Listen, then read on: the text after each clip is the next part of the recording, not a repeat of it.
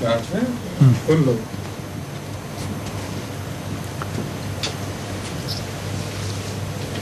boys have not. Oh, God, it's not. MashaAllah. Very good. Today we have a newcomer sitting before us. Her husband is taking care of the children. They just met me and told me this. So, MashaAllah, it's a very good class. Full and I hope full of questions as well. Shall we start? Please. Your political correspondence will speak first. Allah le Tout-Puissant a mis les mécréants au défi. Et s'ils ont des doutes quant à l'excellence du Coran, eh bien, qu'ils produisent un chapitre, 10 chapitres ou encore un livre comme lui. Pourquoi ces différents défis? This question had been left over from last time. The Dr. Tahir Jawahir Sahib wanted to ask, but for shortage of time we postponed it. And the question is that Allah the Almighty has challenged the disbelievers, saying that if you have any doubt in this book, in the Quran, then produce a chapter like it, or 10 chapters, or the whole book. Why the different challenges? Yes. You know, as far as the question of whole book is concerned, it's obvious. Nobody can produce a book like this. But some people consider themselves to be over clever, and they think perhaps a smaller portion can be produced. So this challenge devolves, according to their challenges. And in fact, one cannot produce a single chapter or surah, as we call it. It's impossible. The challenge has another aspect which people do not understand, that the order of revelation was different, and order of arrangement of surahs one after the other is different. And yet each surah is connected with the next one. So this challenge is absolutely overwhelming. Nobody can produce this order without the chronology. Chronology is different and the order is different, yet the surahs are interconnected. MashaAllah. Sa Sainteté le Calife nous explique en nous disant que, voyez-vous, pour ce qui est du livre entier, eh bien le défi est tout à fait évident, car il s'agit de reproduire quelque chose de similaire au Coran. Donc cela est tout à fait impossible. Mais d'aucuns se pensent malins et disent que peut-être qu'on pourrait ne pas faire tout le livre, mais une partie du livre, du moins. Eh bien, pour répondre à leurs différents défis, Allah subhanahu wa ta'ala, il réduit aussi le défi pour le ramener à la mesure de leurs défis à eux, en leur disant que vous pensez peut-être faire 10 chapitres comme ceux du Coran, ou 10 sourates comme on les appelle, eh bien vous ne pourrez pas le faire. Et même si vous pensez ne faire qu'un seul chapitre, qu'une seule sourate, même là vous ne pourrez pas le faire, car les versets à l'intérieur de chaque sourate sont liés entre eux, sont interconnectés, comme l'a dit le calife. Et ce n'est pas tout. Les sourates sont posées de telle sorte que les sourates sont elles aussi liées entre elles, de par leur sujet, de par leur contenu. Et cela fait une belle suite tout au long du Coran. Donc cela est tout à fait impossible à reproduire lorsqu'il s'agit de tous les sujets qui sont traités par le Coran. Et c'est ainsi que ce défi ne peut être relevé par aucun adversaire ou détracteur du Coran. Your husband didn't take care of this child? She used to go in. Huh? She wants to stay with me. She wants to stay, that's right. No? She says no. She's contradicting you. She says she has been forced to come here. No, I know, it's all right. She's getting nervous now. Next, please. Okay, la prochaine question. Nous constatons que certains éléments sont de nature toxique et dangereux pour la vie. Pourtant, combinés, ils deviennent bénéfiques. Y a-t-il une leçon à tirer de cette observation et une parallèle avec la vie spirituelle? We observe in nature that many elements in their elemental form could be highly toxic or dangerous to life. But when they're mixed together, when they're combined with each other, they can be very beneficial. Is there any lesson to be drawn from this observation in nature, and in any parallel? Can he specify the question by quoting examples? Des exemples, s'il vous plaît. En français? Oui. Par exemple, l'hydrogène et l'oxygène, quand on les combine, on peut faire de l'eau. Et puis, sodium et calcium, ça fait du sel. Le chlore, vous voulez dire? Le chlore, oui, Oui. pardon. For example, hydrogen and oxygen as such, they could be very dangerous to life if they could explode, or many things could happen to them. And sodium and chlorine, for example, Yes. if they're alone, they could be dangerous, but mixed, they make salt. Combined hydrogen and oxygen also make water. So Yes. what lesson can we Very draw from interesting. this? And is there any parallel with the spiritual life? You see, as far as the water is concerned, you're quite right that oxygen itself alone is not only life-giving but also life-taking. It's a very strange thing. People do not understand about oxygen, that oxygen is extremely harmful for life. It can destroy life.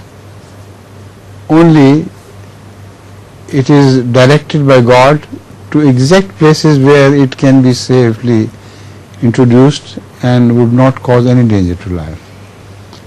So this phenomenon is amazing. This is a proof of God's existence. And when it mixes with hydrogen, water is formed. And with water, all books have given the example of water of life, that is, ilham and water are equal. They are similar to each other. So this is a very profound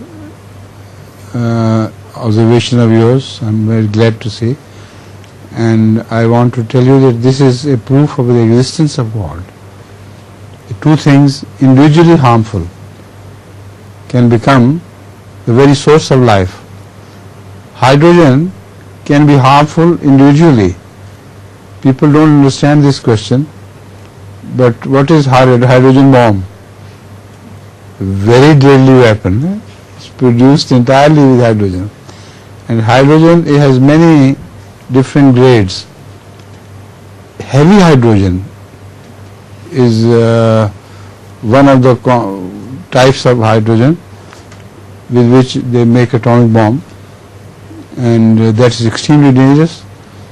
So your example is very good, and I am glad to observe this. MashaAllah, you very intelligently quoted this example of yours. And what was the second example which he quoted? And the second example was that of sodium and chlorine. Yes. That's separately. Common salt. Yes. Yes.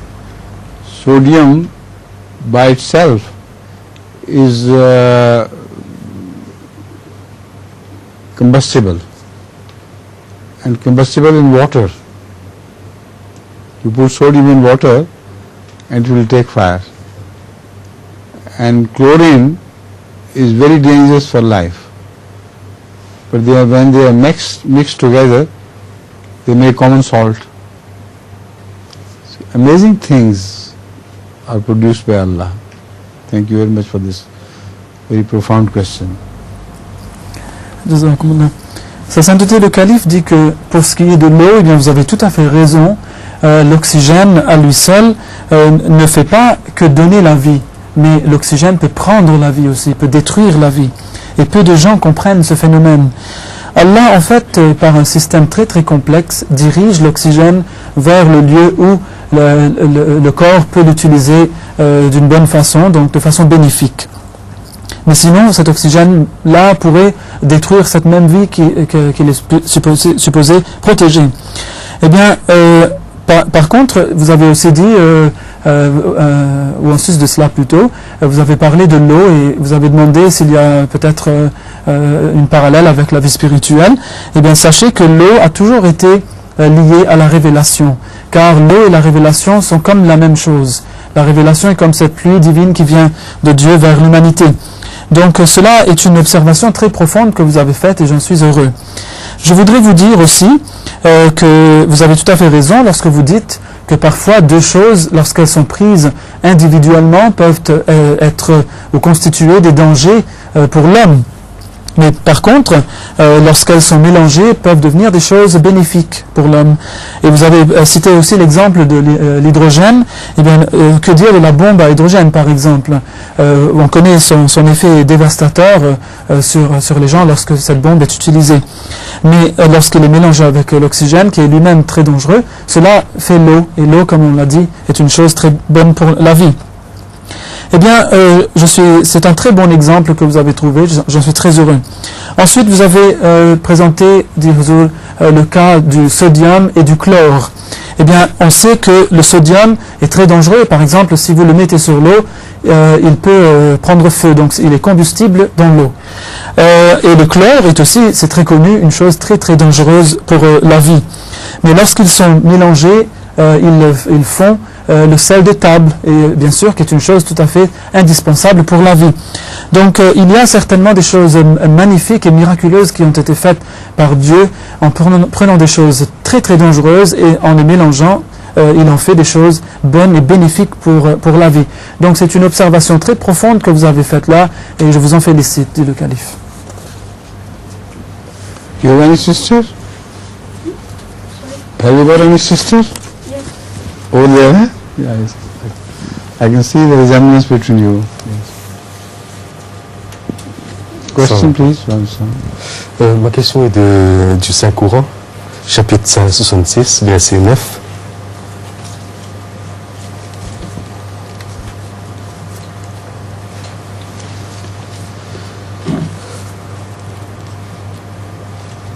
Vous voulez poser la question Oui. d'abord? Pourquoi diront-ils pardonne-nous? Pourront-ils errer dans l'au-delà? This question is based on a part of verse 9 of Surah 66, Surah At-Tahrim. أعوذ بالله من الشيطان الرجيم بسم الله الرحمن الرحيم نورهم يسعى بين أيديهم وبأيمانهم يقولون ربنا أتمم لنا نورنا واغفر لنا إنك على كل شيء قدير. Leur lumière courra devant eux, et sur leur côté droit, ils diront, notre Seigneur, rends notre lumière parfaite pour nous, et pardonne-nous, assurément tu as pouvoir sur toutes choses. So the English translation of this part of the verse is as follows: their light will run before them, and on their right hands. They will say, our Lord, perfect our light for us, and give us and forgive us. Surely thou hast power over all things. And the question about this verse is, how could people ask for istighfar, do istighfar, if they can't err in the next, if they can't go astray in the next world? They can't, they say, waghfir lana. How could they say waghfir lana if they're already in the next world and they can't sin or they can't commit any mistake? It applies to this world. You know, those people who are on the right, it has a metaphorical meaning, to be on the right. So their light is on the right side, not on the left side. So worldly people are excluded from this, materialists and all that. So this applies not only to the world after, but first of all it must be applicable to the people here while living. You understand? Sa sainteté, le calife nous dit qu'en fait ce verset s'applique aux gens dans ce monde-ci et non pas dans l'au-delà. Tout d'abord, cela doit s'appliquer à eux, car les gens qui sont sur le côté droit, cette phrase même a un sens métaphorique qui signifie qu'ils seront les gens sur du côté spirituel des choses. C'est pour cela que Dieu dit que leur lumière va courir à leur droite, ou leur côté droit. Ceux qui seront du côté gauche seront les gens matérialistes, donc Dieu n'est pas en train de parler d'eux ici, ils sont exclus. Mais ce sont ces gens-là qui vont dire oh notre Seigneur, pardonne-nous. Donc ils seront sur cette terre aussi, dans cette vie-ci. Welcome, sir. My question's in English. Fine? Nasser will be asking his question in English. Of course. Allah created everything for the good of man, but why man? Donc Dieu a créé tout pour le bien de l'homme, mais pourquoi seulement l'homme? So he said God created everything for the good of man, but why only man? Why not any other creature? Every creature is created because ultimately man was supposed to be created. And every creature has got the benefit of environment, its food, etc. is created just to suit that creature. So for the benefit of man is a very profound observation, but those animals right from the beginning, which are created much before man, they are also provided for everything they need. And in this way, man can look back and say, I have given favor, I have served them. While man became much after in the end. But because of the man, these animals are prospering within their own short circles. Got it? Huzur nous dit que en fait chaque créature est créée ou a été créée avec le but ultime qui est en fait la création de l'homme. Mais pour chaque créature, Dieu a aussi créé des choses bénéfiques comme sa nourriture et toutes choses dont elle a besoin. Après tout cela a été créé bien longtemps avant l'homme. Après toutes ces créatures et tout ce qui a été créé pour elles, pour les soutenir, l'homme a été créé. Et lorsqu'il regarde en rétrospective, il peut dire que voilà, tout cela a été créé pour moi et toutes ces choses qui ont été créées pour ces créatures, en fait, en définitive, ont été créées pour moi.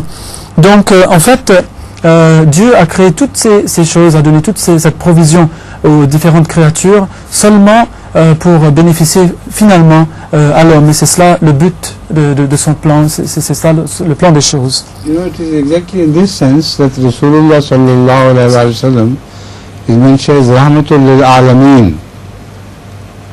All the universe known to man at any time. So it includes different types of animals as well. How could he be a source of rahmat for those who had passed before him? And this answer of mine covers that as well. By man, you can realize the perfect man, the man. And as such, only Rasulullah sallallahu alaihi wasallam is called the man, and he is benefactor of all the animals which preceded him. Sa sainteté le calife dit que puisque toutes ces choses ont été créées pour l'homme, eh bien toutes ces créatures ont profité de ces choses à cause de l'homme. Et donc l'homme devient le bienfaiteur, si vous voulez, pour toutes ces créatures qui l'ont précédé, même celles qu'il n'a pas connues. Alors c'est dans ce sens-là même que le prophète Mohammed Rasulullah sallallahu alayhi wa sallam devient Rahmatul lil Alamin, c'est-à-dire une miséricorde pour tous les univers connus. Comment peut-il être une miséricorde pour toutes ces créatures qu'il avait précédées? Eh bien de la même façon. Étant donné qu'il est l'homme parfait, vraiment c'est l'homme en tant que tel, avec un grand H, eh bien tout a été créé pour lui. Et donc, de façon ultime, en fin de compte, toutes les bonnes choses qui ont été créées pour les créatures avant lui, elles les ont reçues grâce à lui, à cause de lui. C'est comme cela qu'il devient une miséricorde pour tout ce qui était avant et tout ce qui est après. Please, next. C'est une question de Belgique. Durant la bataille de Badr, un nombre de musulmans perdirent leur vie. Pourquoi Allah n'a-t-il pas empêché la mort de tous les musulmans? This question has come from Belgium, and it is that during the Battle of Badr, many Muslims lost their lives. Why did Allah not save the lives of all the Muslims? I'm amazed at this question. The Muslims were fighting a battle against very powerful an overwhelming enemy. And the loss of the Muslims was comparatively much smaller than the loss of our powerful enemy. So it's impossible, nor it is ever designed, that Muslims should be given such a superiority as none of them will lose life. This is unnatural. If that was the case, then the entire world will become Muslim, and they could be fed into atomic bombs and nothing would happen to them. Sa Sainteté le Calife dit que cette question en fait m'étonne, car on sait que lors de la bataille de Badr, les musulmans avaient combattu un ennemi beaucoup plus fort qu'eux. Et la perte des musulmans comparée à celle de leurs adversaires était vraiment insignifiante. Mais il est impossible que tous les musulmans reçoivent cette garantie de rester toujours en vie. Car si tous les musulmans devaient à tous les coups rester en vie, eh bien en les regardant, le monde entier serait devenu musulman par la force. Car ils auraient vu que les musulmans ne meurent jamais quoi qu'on leur fasse. Et on pourrait les mettre dans des bombes atomiques et les musulmans ne mourraient pas. Donc cela n'est pas naturel, cela est tout à fait impossible. Donc il faut que quelques-uns meurent au moins. Yes, Khaled, please. Ça c'est une question de Hollande. Est-ce défendu de faire des prières ou les jeunes nawafil ou volontaires si par conséquent le lendemain l'on est exténué au travail? This question comes from Holland, and it is that is it forbidden to, or we could say, is it advised not to fast voluntarily or say nawafil prayers in such a manner that the next day, the whole day, the person is exhausted at work? Is that to be avoided? You see, if one is doing the keeping fast during Ramadan, then of course one must keep fast. And this exhaustion question is very stupid, because I have seen people go on hunger strike, and for days together they are all right. You daily look at their pictures, there's hunger strike. I don't know whether privately they eat something or not, but apparently man can live much longer without food and water than people think. So it's just an excuse of one's own self, one's ego. Ramadan does not hurt, and fasting, whether it's obligatory or optional, does not hurt. Once the Jews made a research of this in Palestine, they intended to hit at the root of Islam by proving that fasting is bad for humans and for young people, etc., etc. And they were amazed to discover that fasting is a benefit, and those who fast at young age, they are better fitted and healthier people than those who do not fast. So this is it's said in a proverb that the enemy's witness is the best witness. So it applies to this case. Have you heard of this before? In Palestine, there was a research. Do you remember? No? But now you remember. Please. Oui, donc sa Sainteté le Calife dit que, voyez-vous, si l'on jeûne dans le mois, on observe le jeûne dans le mois du Ramadan, eh bien, l'on doit le faire de toute façon. Cette question de fatigue, en fait, est un peu bête. J'ai vu des gens, par exemple, faire la grève de la faim, et même après des jours et des jours de grève de la faim, ils semblaient aller très bien, donc pendant plusieurs jours. Bien sûr, il se peut qu'ils s'alimentaient en cachette, donc c'est ainsi qu'ils ont préservé leur bonne santé. Mais quoi qu'il en soit, cela n'est qu'un prétexte en fait, car on peut rester sans nourriture ou sans boire pendant plus longtemps qu'on ne le pense. Et on sait que, par exemple, assez récemment, il y a des juifs en Israël qui ont voulu démontrer la fausseté de l'islam en démontrant que le jeûne est une chose mauvaise pour les gens.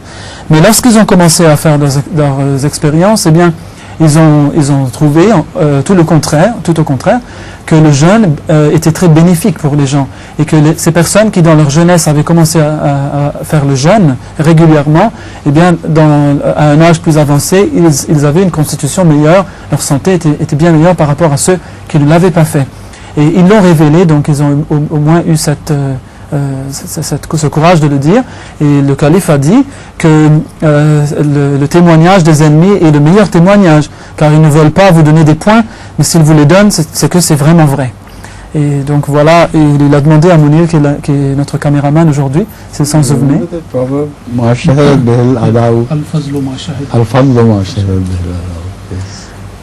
Donc sa sainteté a dit, il y a aussi l'expression arabe qui dit que la vraie bonne qualité est celle dont témoigne votre ennemi. Donc c'est là que c'est vraiment une bonne qualité, si même votre ennemi est en train d'en témoigner. Assalamu alaikum Hazur. Je me présente, je m'appelle Hussein Rahman, je suis la femme de Hussein Rahman. Ma question de l'île Maurice. Quelle est l'opinion de Hazur sur le fait de demander à des proches parents non ahmadis de prier pour soi? So, as Hazur knows, this is Mrs. Hussein Rahman, the wife of Mr. Hussein Rahman, and she's got a question from Mauritius today. What is Hazur's opinion? Just today. Pardon? Just today she received a question. Yes, this question she's presenting it on behalf of Mauritius, actually. Yeah, but you said she received this today. Well, she did, actually, didn't she? Yes. Well, the question is that what is Hazur's opinion about the fact of asking one's non-Ahmadi relatives to pray for oneself? Is it something which should be encouraged or not? Should I explain? I can't understand this. For example, if a person has non-Ahmadi relatives, is it all right for them to ask them from time to time to pray for them also about this matter or that matter? No harm. There's no harm. Allah knows whose prayer will be accepted best. And it shows humility. So, if they are good looking non-Ahmadis, not worldly wise but spiritually wise, they are looking apparently good, why shouldn't you ask them? Go ahead and do it.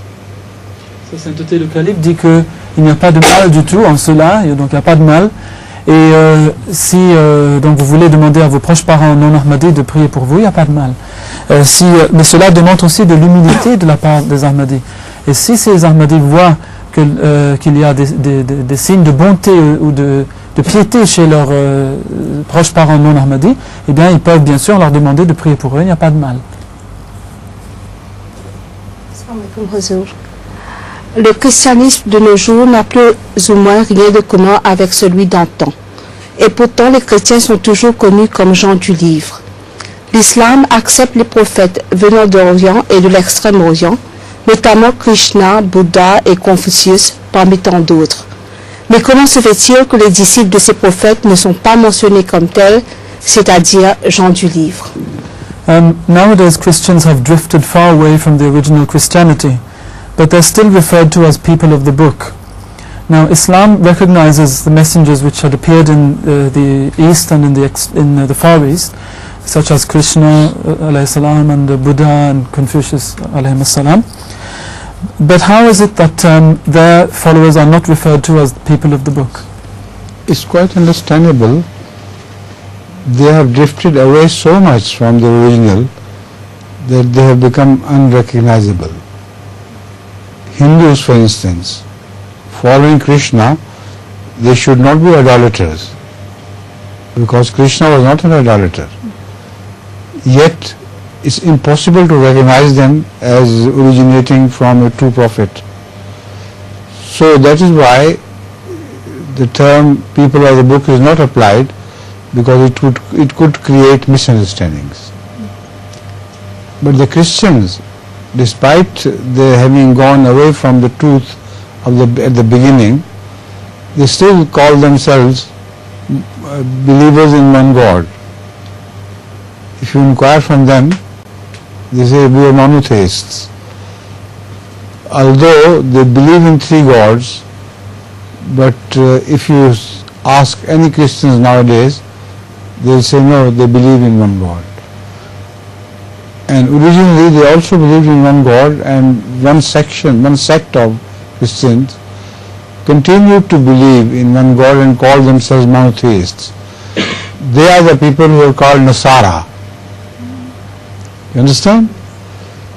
And this is why the term Nasara is used. They are the people of the book. Sa sainteté le calife dit qu'en fait c'est très facile à comprendre. En effet, les suivants de ces autres prophètes comme Krishna et les autres qui ont été mentionnés se sont tellement éloignés de leurs enseignements premiers qu'il est tout à fait impossible d'appliquer ce terme de gens du livre ou Ahlul Kitab à eux. On sait que Krishna alayhi salam n'était pas un idolâtre, mais on ne le reconnaît plus en ses suivants d'aujourd'hui car ils sont complètement idolâtres.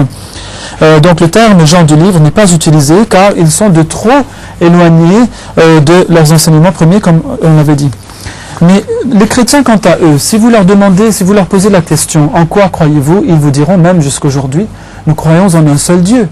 S'il est vrai pour autant qu'ils croient aussi en la Trinité et en beaucoup d'autres choses, mais ils disent quand même qu'ils croient en un seul Dieu. Et on sait qu'il y avait l'une de leurs sectes ou l'une de leurs communautés qui a continué à croire en un seul Dieu après tous ces développements de la Trinité, etc. Et ils s'appelaient les Nasara.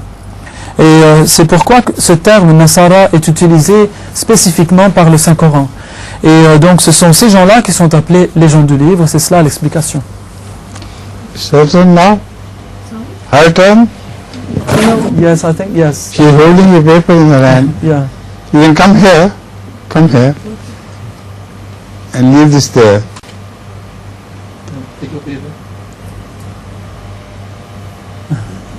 Oh, you have got a question to be asked in French? In English? Yeah? All right. Yes. Read your question in English. Can ladies call the azan? Les dames peuvent-elles faire l'adhan ou l'appel à la prière? Yes. Ladies can say azan when there is a ladies gathering and they have to say a prayer together in congregation.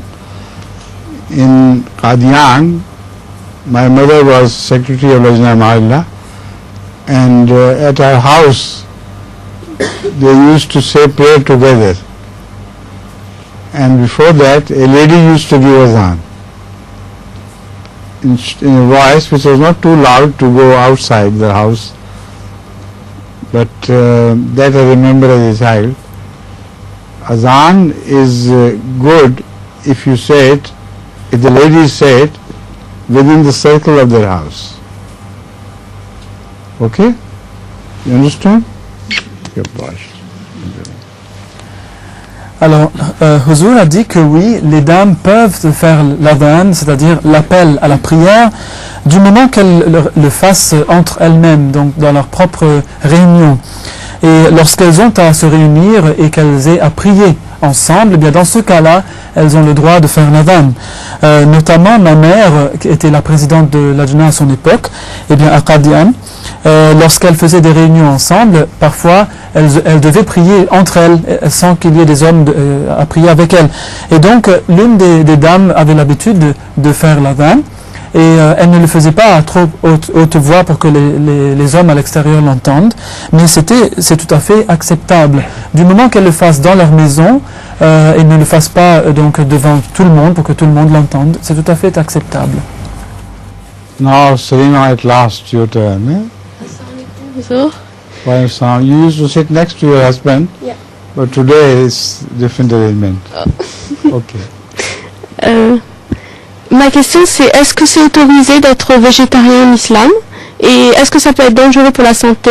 Et si c'est autorisé, est-ce qu'on peut faire un sacrifice qui n'est pas de viande? Et sachant que le prophète Abel avait fait un sacrifice d'un mouton, une brebis, et Caïn avait fait un sacrifice de ses produits de la terre, donc j'aimerais savoir si c'est possible. There's a multiple question here which is turning around the term vegetarianism.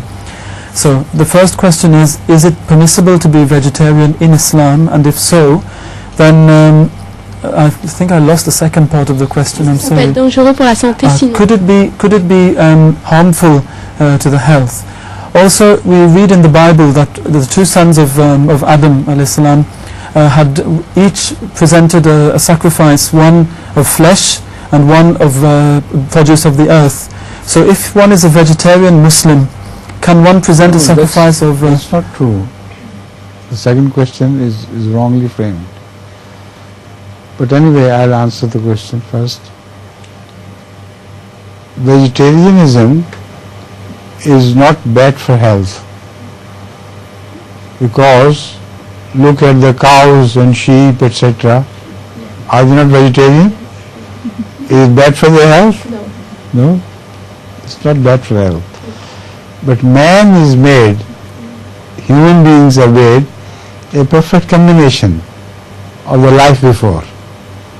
So before there are lions, there are tigers, etc., and meat-eating animals as well, and they are also healthy. So why to forbid one and permit the other? So this is the beauty of Islam. It creates a balance between the two, right? And the second part I don't think is correct. Sacrifices were offered. One was accepted by Allah and one was rejected. But the nature of the sacrifice was not mentioned in the Holy Quran.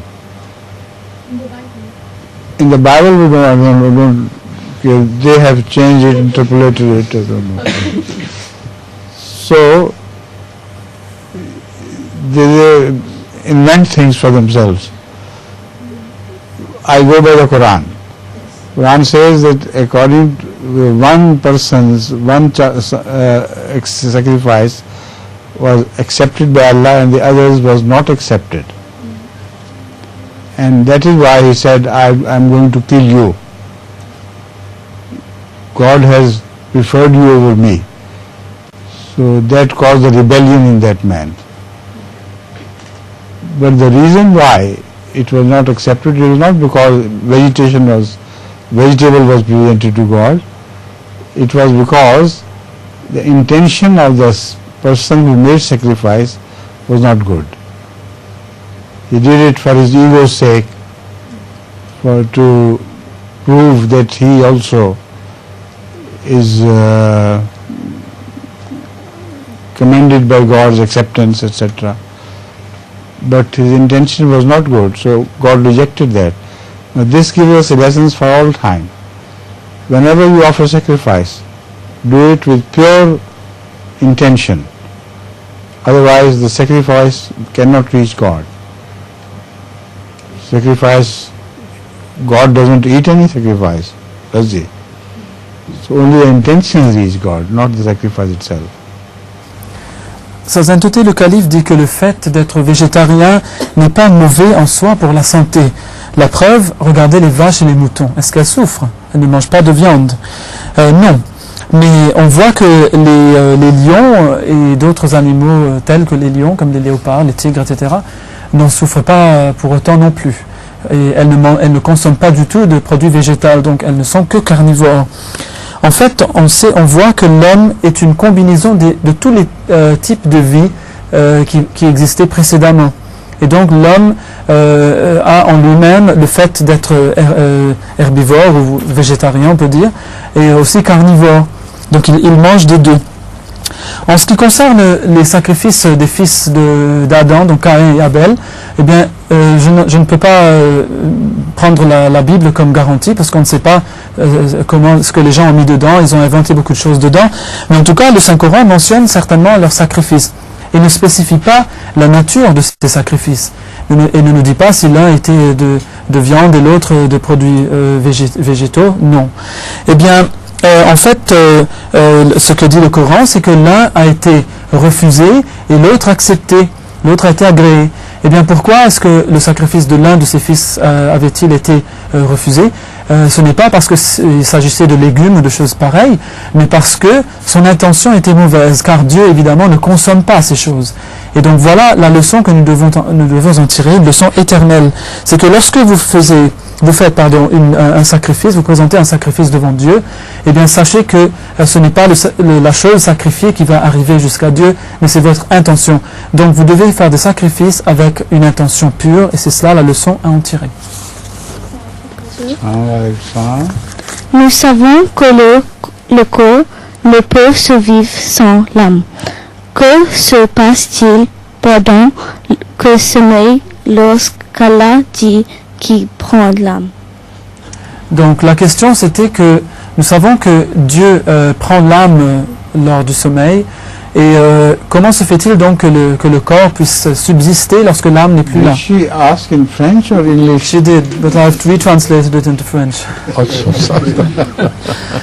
And the question is, Huzur, that we know that Allah says He takes the souls. You see, He doesn't approve of your French, eh? He has retranslated you into French again. Yes? Allah says that in the Holy Quran that He takes the souls of those who are sleeping. Now, how can the body survive without the soul being there if it's been taken? No, Allah doesn't say that it's taken. Allah says that those who are alive, their souls are returned before death. And those whom Allah wants to kill or to die, or to make them die, their souls are not returned. So it's a very strange scientific phenomenon, and the scientists have worked over it, and they say that every time you go to sleep, your consciousness, which is similar to soul, begins to sink deeper and deeper until it's kicked back at the bottom and rises again, and when it rises, then you have RPM, REM, rapid eye movement. So it is a very scientific phenomenon which has been mentioned in the Holy Quran, while there was no idea of this in those days. Sa Sainteté le I have to Calife. weep because there are so many others. I don't mind. Please don't. Thank you. No, they will mind who is left out. Sa Sainteté le Calife dit que Allah ne dit pas en fait qu'il prend leur âme complètement. Il dit que ceux qui sont en vie, eh bien, il a pris leur âme temporairement, mais il retourne cette âme vers eux. Par contre, ceux qu'il condamne à mourir, eh bien, il retient leur âme, et c'est ainsi qu'ils meurent. Eh bien, on voit que cela est une chose qui est scientifiquement connue, c'est que lorsqu'on dort, eh bien, notre conscience se met à sombrer jusqu'à des niveaux vraiment profonds, des profondeurs qu'on ne peut pas sonder en fait. Et on sait que lorsque le moment retourne, le moment du réveil revient, et bien tout à coup, il y a comme une espèce d'essor, il y a une espèce de choc que reçoit la conscience, elle remonte jusqu'au niveau où on peut dire elle est une conscience à nouveau. Et c'est ainsi qu'on reprend conscience et on est encore là. Donc il y a cet effet qui est là, et lorsque la personne meurt, donc l'âme continue à sombrer, elle ne revient plus. Donc c'est de ce phénomène que parle Allah dans ce verset du Saint-Coran. Si Allah dit dans le Saint-Coran qu'il veut la facilité pour nous, pourquoi le djihad est-il une lutte aussi difficile? Comment définir le terme yusr qui signifie facilité? In the Holy Quran, Allah subhanahu wa ta'ala says that He desires ease for us, yusr. Yusr. Now how can we define the term yusr when we see that jihad is a constant struggle and is very hard indeed? So what does He mean by facility, and what is yusr? You see, yusr is the predominant treatment of Allah or human beings. So in whatever state one is found, in relative terms, God creates yusr for the believers. Like in Jang-e Badr, for instance, I have answered this question before. Comparatively, they were treated as favored ones. So yusr in jihad is also relative term, and yusr in prayer is also relative term. some people can pray whole night, like Rasulullah sometimes did. Not always, but sometimes he stood all night, and useful for him was that he sought pleasure in this. It was not heavy on him. If an ordinary person who does not love God stands all night, he will turn mad. That is usr. But an usr which is not followed by usr. So this is a very beautiful sentence of the Quran. Inna ma'al usri yusra, inna ma'al usri yusra. You make effort and then will follow the ease.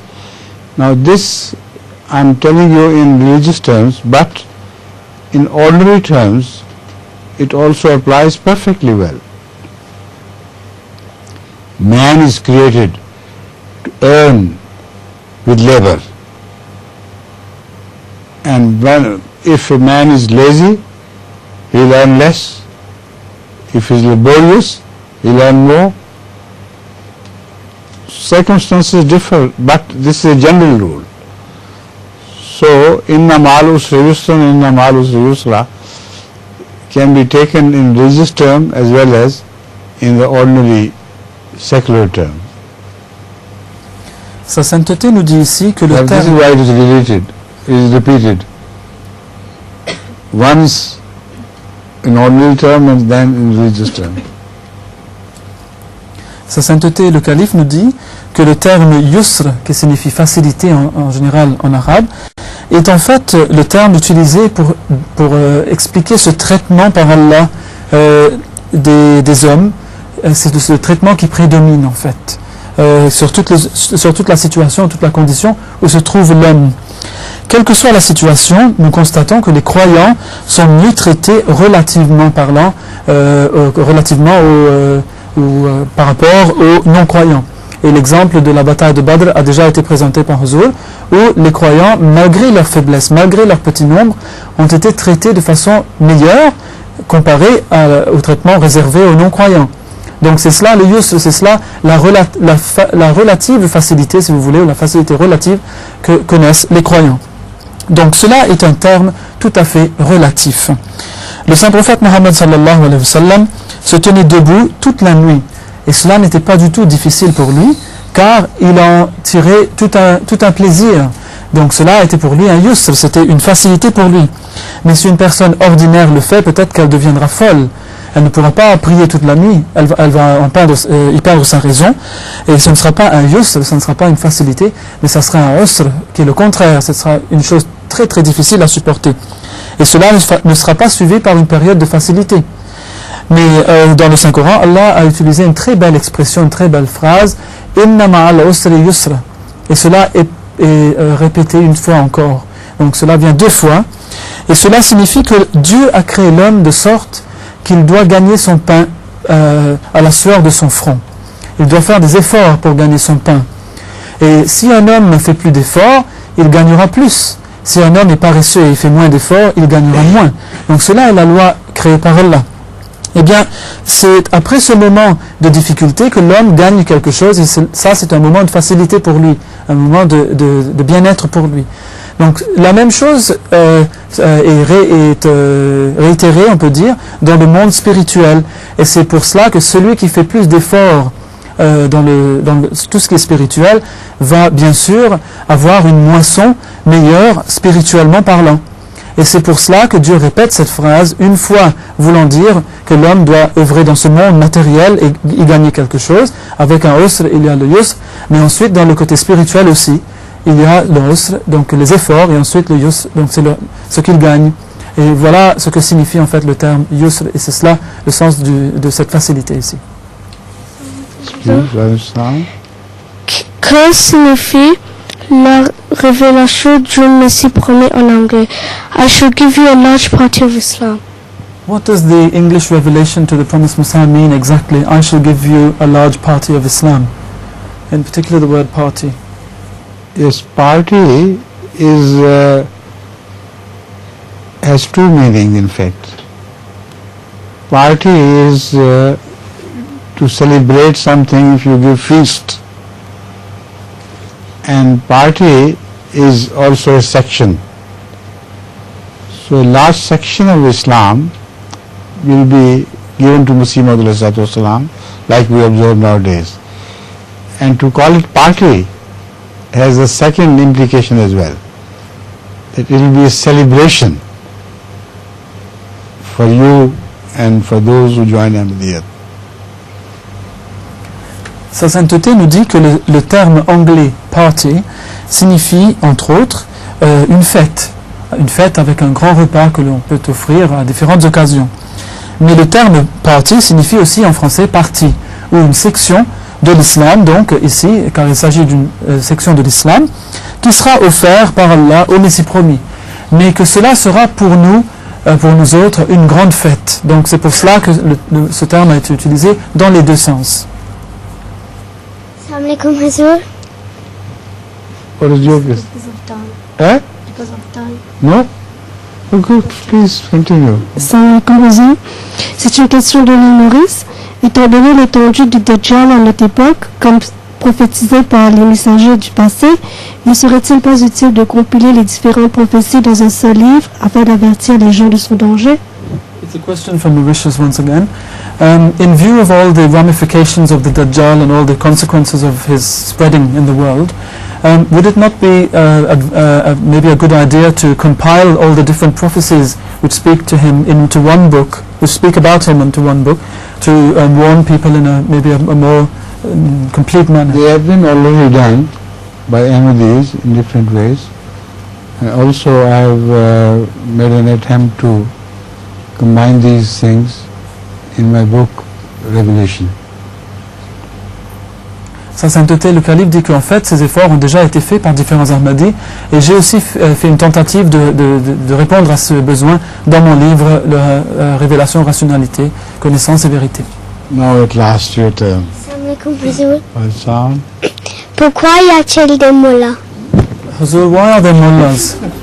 Oh, there shouldn't be any. Let's hope they disappear from the world before the second century begins. Jazakallah. Sa sainteté dit qu'on ne devrait pas y en avoir, espérons qu'ils disparaissent avant la fin de ce siècle. All mullahs are not bad.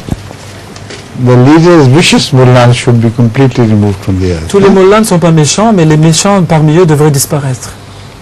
Many mullahs are good, but they are not prominent because of their goodness. They keep quiet. Il y en a qui sont bons, mais ils ne sont pas proéminents à cause de leur bonté, on ne les entend jamais, ils sont silencieux. Right?